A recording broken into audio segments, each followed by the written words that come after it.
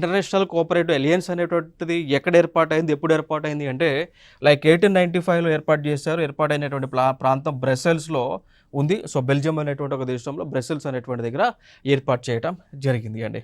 ఓకేనా. సో, అయితే ఇక్కడ దీనిలో 105 దేశాలకు చెందినటువంటి 306 సంస్థలు దీనిలో మెంబర్స్‌గా ఉన్నాయి. ఇంటర్నేషనల్ కోఆపరేటివ్ అలయన్స్‌లో మెంబర్‌గా ఉన్నాయి. ఇండియా మెంబర్‌గా ఉందంటే ఖచ్చితంగా ఇండియా మెంబర్‌గా ఉంది. సో, ఇండియా మెంబర్‌గా ఉంది కాబట్టే ఇంటర్నేషనల్ కోఆపరేటివ్ అలయన్స్‌ని భారతదేశంలో న్యూఢిల్లీలో నవంబర్‌లో నిర్వహిస్తున్నాము. ఇది ఇంపార్టెంట్. ఇంకోటి ఇంటర్నేషనల్ కోఆపరేటివ్ అలయన్స్ అనేటువంటిది ఎందుకు ఏర్పాటు అయింది అంటే భారతదేశంలోనే కాదు ప్రపంచ దేశాలలో ఉన్నటువంటి సహకార రంగాన్ని అభివృద్ధి చేయడానికి ఏర్పాటైంది.